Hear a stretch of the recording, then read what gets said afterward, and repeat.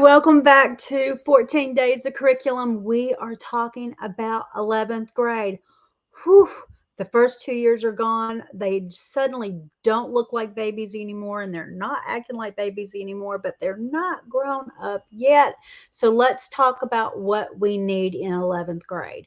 Now, I know that in high school, all these little videos I've made can seem a little redundant, but really most curriculum is interchangeable. The ones that are not are um, math, and I definitely would not do chemistry before anything else. But before we start that, remember, always double check your laws. If you are beginning your homeschool journey in 11th grade, um, you need to check your state laws on what's required for graduation. My state is very, very lenient, not a lot of worry. And you also need to look and see what plan you have to have a plan. There always has to be a plan. But if you look at what they were doing in public or private before you pulled them, pull that plan up, copy it. Then I usually, like for me, then you mark through everything they've done, then you have a plan. Now you can tailor that plan to what you need or what you think needs to be changed, but at least you have some kind of tentative plan to get you through the next 2 years. Now, what to note in this thing. At 11th, 10th or 11th grade, you can begin early enrollment. That is always an option. In my area, I have one community college that is free if you live in the county. So check your homeschoolers in your area, especially the veteran ones, to find out what you can do. You may find that you don't have to plan quite so much curriculum. So what to look for. This is the year you're either going to be doing geometry or algebra 2, depending on your school and what has been going on in the past. You're going to be doing more English and literature for when you call it, English 11. You're going to be doing, at this point, either chemistry or advanced biology, depending on how your sequence is. And then, history, you're probably doing the second part of U.S. history.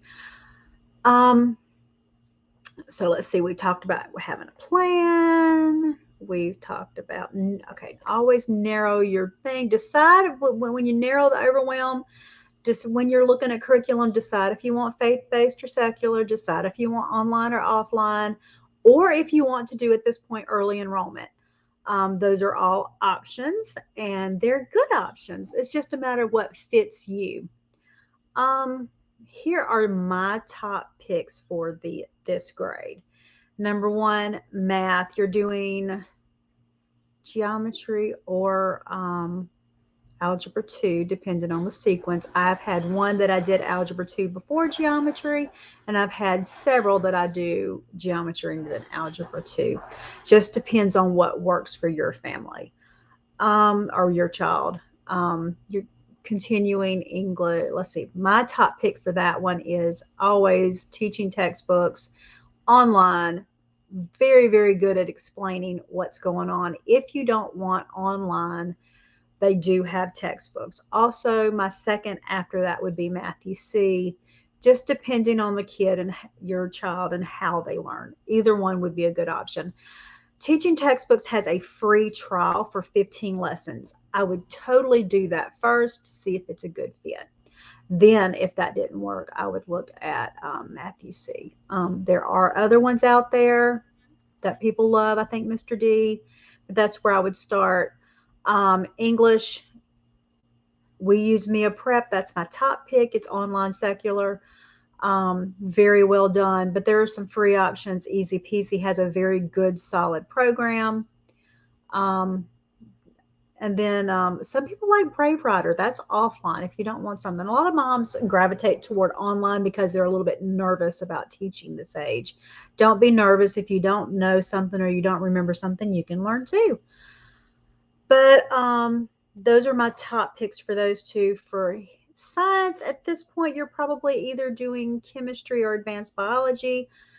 We are using Mia Prep. That's my top pick. Another one that we used was Apologia. Very well received. A lot of people like it. That's what I would look at first. There's other ones out there if you don't like it. But supercharged science is a good one too if you like video based.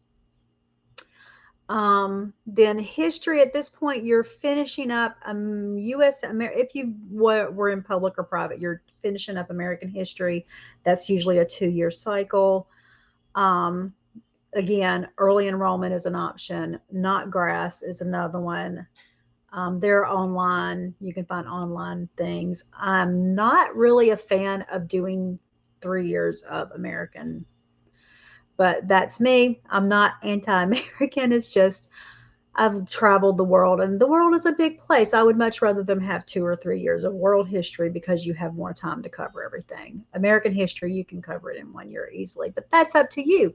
You get to choose, look at what your state requires, make a plan. It's okay. There's always options. When it comes to history, Crash Course is another good one. That's a whole nother option. That would be probably one of my, I'd probably pick that, especially if you're doing it in 2 cycles. Then you can find lesson plans on Teachers Pay Teachers and then watch the videos on YouTube. Electives, more electives are needed. You need at least two. Driver's ed could have been done in 10th. You can do it now too if they haven't done it.